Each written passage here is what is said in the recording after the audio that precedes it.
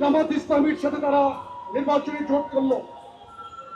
এরা এমন আচরণ শুরু করলো যে তারা এই 16 জুলাই থেকে 5ই আগস্ট পর্যন্ত আন্দোলন করে এই ফ্যাসিস্ট সরকারের পতন ঘটিয়েছে।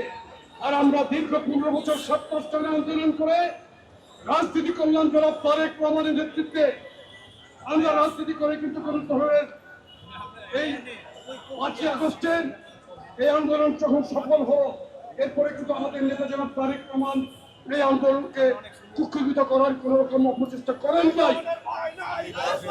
উনি সাধারণ জনগণকেই প্রত্যেককে ধন্যবাদ জানিয়েছিলেন। কিন্তু যারা এই আন্দোলনকে কুক্ষিগত করার চেষ্টা করেছিল, যারা ফেসবুকে সরকার গঠন করে ফেলছিল, যারা রাজনৈতিকভাবে পরাজয় হয়েছে নির্বাচনে, তারা আজকে মিথ্যা রাজনীতি করছে, তারা আমাদেরকে থ্রেট করছে।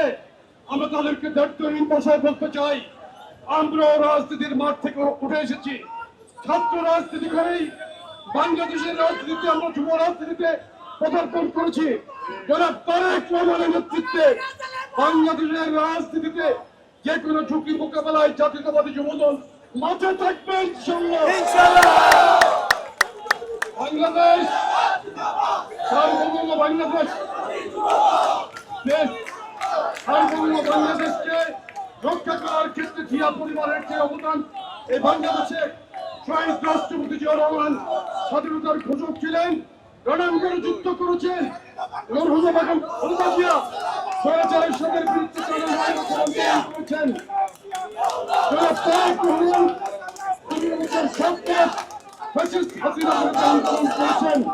উনি যুক্তরাজ্য থেকে এই আন্দোলনের নেতৃত্ব দিয়েছেন।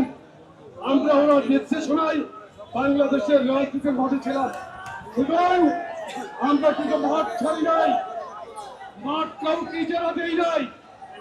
আমরা সর্বশেষ আমি একটি কথা বলতে চাই, নতুন রাজনৈতিক দলের একজন নেতা আস্ফালন করছেন। মাননীয় প্রধানমন্ত্রীর সম্পর্কে শাহবাজে ওই দিন একটি সে আস্ফালনমূলক বক্তব্য দিয়েছে। আমাদের স্বরাষ্ট্রমন্ত্রী অত্যন্ত ভদ্র মানুষ, ওনার বিরুদ্ধে কথা বলেছেন। আমাদের পররাষ্ট্রমন্ত্রী তার বিরুদ্ধে বলেছেন।